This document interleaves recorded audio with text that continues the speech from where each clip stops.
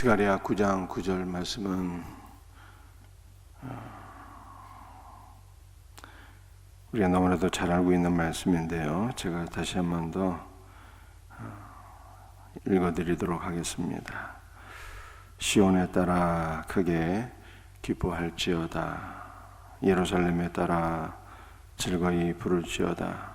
보란 내 왕이 내게 임하시나니 그는 공의로우시며 구원을 베푸시며 겸손하여서 나귀를 베푸시나니 나귀를 타시나니 나귀의 작은 것 곧 나귀 새끼니라. 아멘. 내 왕이 내게 임하신다 라고 말씀하셨죠.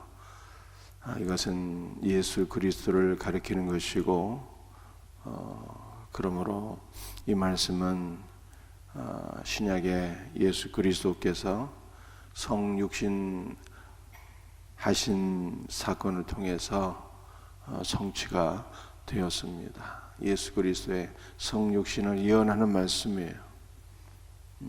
예수님께서 동정녀 마리아의 몸에서 탄생하심으로 말미암아 이 말씀이 우리에게 온전히 성취가 되었습니다. 특별히 예수님께서는 공생의 기간 중 제자들과 함께 예루살렘에 입성하시는데 예수님께서 제자들에게 말씀하셨어요. 저 맞은편 마을로 가서 나귀와 나귀 새끼가 묶여 있는 것을 너희가 보리니 끌고 오너라 이렇게 말씀하셨어요. 그래서 예수님께서 이 나귀 새끼를 타시고 예루살렘에 입성하시게 되는데 예수님께서 나귀 새끼를 타고 예루살렘에 입성하심으로 말미암아 이 스가랴 9장 9절이 온전히 성취가 되었습니다. 그러므로 나귀 새끼를 타고 예루살렘에 입성하신 예수 그리스도를 우리는 바라보면서 그분이 바로 구약 성경 스가랴 9장 9절에서 예언한 하나님께서 보내신 우리의 왕이요 또 메시아다라고 하는 것을 깨닫게 되는 것입니다.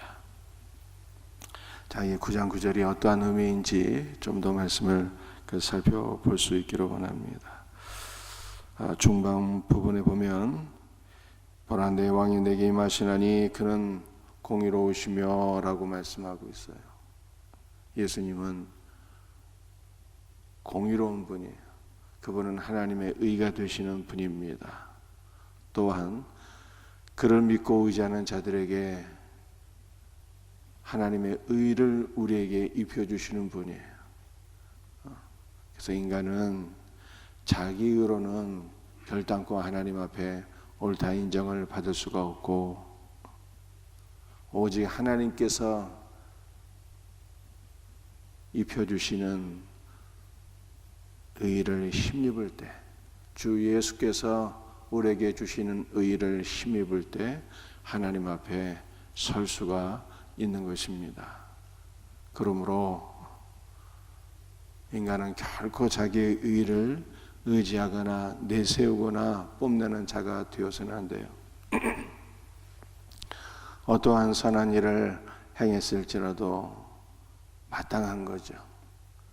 예수 믿고 구원받았으니 선하고 의로운 일 한 것이 마땅한 것입니다. 선하신 예수께서 우리 안에 거하시며 우리가 어떻게 악한 일을 할 수가 있겠어요? 모든 일을 행하고 난 이후에 주여 저는 무익한 종입니다. 마땅히 행해야 될 일을 한 것뿐입니다. 라고 주 앞에 고백하셔야 되는 것입니다. 우리의 의는 오직 예수께서 우리에게 주시는 칭의 외에는 없는 거예요. 주님께서 그를 믿고 의지하는 모든 자를 의롭다고 인정해 주시잖아요. 이 은혜만을 우리는 소망하고 기뻐하고 감사하며 살아야 되는 것입니다. 그는 공의로우시며 구원을 베푸시며 라고 말씀하고 있어요. 구원을 베푸시며 예수님은 우리의 죄를 사해 주시고 우리를 의롭다고 인정해 주실 뿐만 아니라 우리를 구원해 주시는 거예요. 사망에서 생명으로 옮겨주시고 지옥에서 천국으로 우리를 옮겨주시는 거예요. 마귀의 품 안에 있던 자들을 그리스도의 품 안으로 옮겨주셨어요. 그래서 우리는 그리스도의 품 안에서 영원한 생명과 은혜와 복을 누리며 살게 된 것입니다. 이것이 바로 구원이잖아요. 구원은 이렇게 옮기다는 뜻이에요. 예수님은 우리에게 의를 주시고 구원을 베푸시는데 그 다음에 뭐라고 말씀하고 있어요? 겸손하여서라고 말씀하고 있습니다. 여러분들, 예수님께서 만왕의 왕이심에도 불구하고 겸손하여서 나귀를 타셨다라고 하는 의미가 아니라, 이 겸손이라고 하는 이 단어는요, 가난하다라고 하는 뜻이에요. 가난하다. 가난은 가난인데 상대적 빈곤이하고 빈곤을 의미하는 단어가 아니라 절대적인 빈곤을 가리키는 거예요. 여러분들, 사람이 절대적으로 빈곤하게 되면요, 두 가지 현상이 나타나게 되는데, 하나는 하나님을 의지할 수밖에 없어요. 우리 하나님께서는 거와 과부의 아버지가 되시고 가난한 자들을 긍휼히 여기시는 사랑의 하나님이시기 때문에 가난한 자들은 오직 하나님만을 바라보고 의존하는 것이죠. 하나님을 의지하고 하나님께서 주시는 은혜와 복으로 살아가게 되는 거예요. 이러한 사람이 복이 있는 것이죠. 그러므로 주님께서 팔복에서 말씀하시기를 심령이 가난한 자는 복이 있나니 천국이 저희 것임이라, 이렇게 말씀하셨는데, 그 심령이 가난하다는 것이 절대적인 빈곤 속에서 하나님을 절대적으로 의지하는 자들. 여러분들, 물질의 빈곤이 있든 아니면 물질적으로 부유하든 우리의 심령만은 절대적으로 가난해서 하나님을 절대적으로 의지하는 자, 이러한 자가 보겠다고 주님 말씀하신 거예요.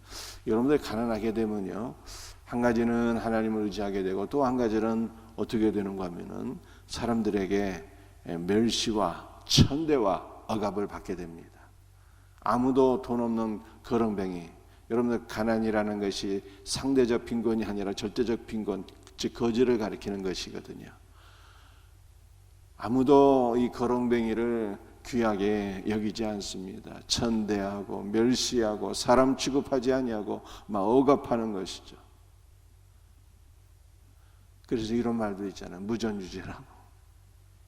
예수님께서는 공생의 기간만이 아니라 그의 생애 전체가 가난하신 삶이었고요, 억압받는 삶이었고요, 사람들에게 천대와 무시와 모욕과 때림과 심지어는 십자가의 죽임을 당하시기까지 하셨어요. 그래서 예수님께서 겸손하시다는 것은 그분이 많은 고난을 받으셨다는 뜻이에요. 많은 고난. 예수 그리스도의 성육신은 고난의 삶이었어요. 그 고난의 결정이 십자가였습니다. 그러므로 예수님께서는 우리를 의롭게 하시고 우리를 구원하시는 분인데, 그가 어떻게 우리를 구원하셨느냐라는 거예요. 그것은 그분이 낮아지셔서 성육신하시고 우리를 위하여 고난을 받으심으로 말미암아 그가 우리의 구원이 되셨다라고 하는 뜻이에요.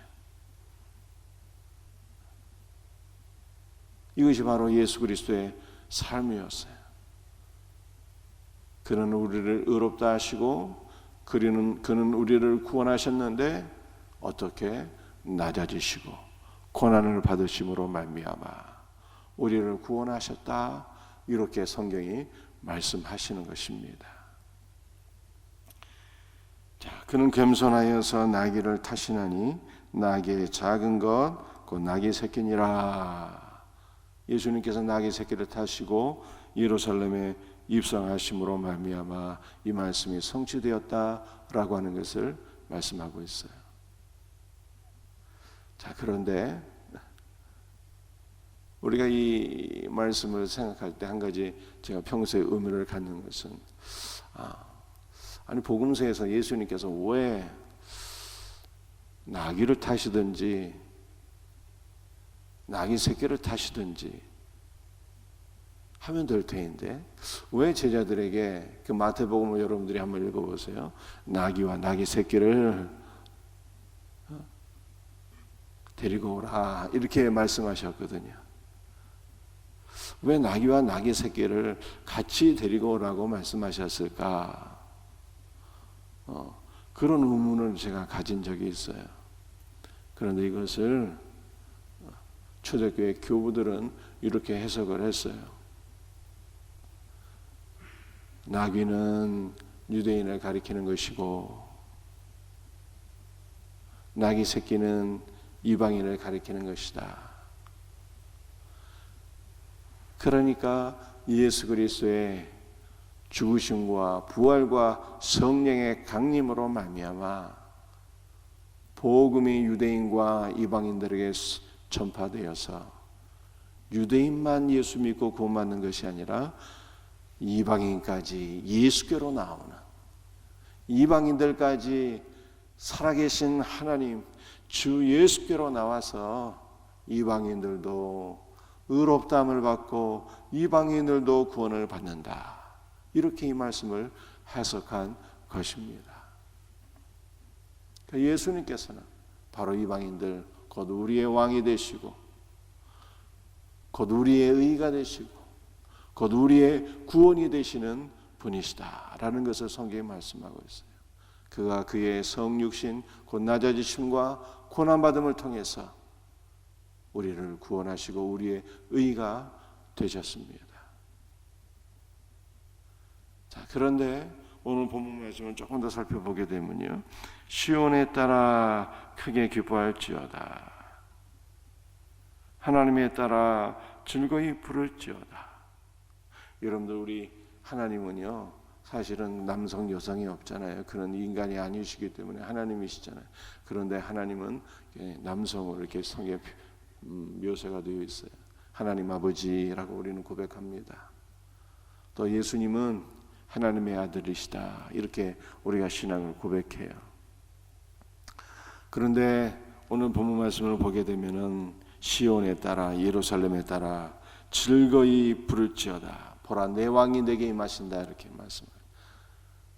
그래 예수님께서 나귀와 나귀 새끼를 타시고 예루살렘에 입성하심으로 이 말씀이 성취되었다라고 하는 것을 우리가 말씀드렸습니다.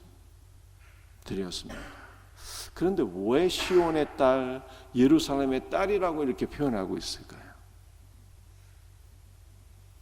하나님의 아들과 예루살렘의 딸들, 예루살렘의 딸들은 바로 주 예수를 믿어서 구원을 받게 될 하나님의 자녀들을 가리키는 것인데요, 하나님의 아들과 예루살렘의 딸들이 만나게 되는 거예요. 연합하게 되는 거예요. 하나가 되는 것입니다. 하나님의 아들이 우리에게 찾아오셔서 그는 우리의 신랑이 되시고 예루살렘의 딸들은 그의 신부가 되어서 한 몸을 이루게 되는 것입니다. 이것이 바로 교회잖아요, 교회. 우리 예수님은 교회의 머리가 되시고 신부인 우리는 그의 몸이 되어서 이 둘이 하나가 되는 것을 성경에 말씀하고 있는 것입니다. 이러므로 남자가 그 부모를 떠나서 그의 아내와 연합하여 둘이 한 몸을 이룰지라 라고 창세기에서 말씀하고 있는데, 바울은 에베소에서 말씀하기를 나는 그리스도와 교회에 대하여 말하노라, 이렇게 해석까지 해놨잖아요. 그래서 우리의 신랑이 우리에게 임하셔서 예루살렘의 딸들, 우리가 그와 연합하여 둘이 한 몸이 되는 교회가 되는 놀라운 은혜를 스가랴 9장 9절이 우리들에게 말씀하고 있는 것입니다. 그러므로 이제 교회는 어떻게 신앙생활을 해야 되는 것입니까? 우리의 신랑 되시는 그리스도를 즐거워하고 기뻐해야 돼요. 그를 사랑하는 것이 우리의 본분이에요. 신랑이 주는 것을 사랑하지 말고 신랑 대신 예수 그리스도를 기뻐하고 즐거워하고 그를 사랑하는 것이 교회의 본분인 거예요. 그리스도를 더욱더 즐거워하고 기뻐하고 사랑할 수 있는 우리 성도들이 되시기를 바랍니다. 예루살렘의 딸들, 즉 우리 모든 성도들은 그리스도를 사랑할 뿐만 아니라 그와 연합되기를 더욱더 소원해야 돼요. 그리스도와 연합되어지고 그리스도와 연합하여서 그리스도 안에서 우리는 사는 거예요. 그리스도 안에서 그리스도로 말미암아 그분이 주신 은혜와 생명으로 살고 그분을 사랑하며 살고 그분의 영광을 위해서 사는 것이죠. 먹든지 마시든지 무엇을 하든지 다 그의 영광을 위하여 행하는 것입니다. 이와 같은 은혜가 저와 여러분들에게 있기를 주 예수의 이름으로 축복합니다. 기도하시겠어요?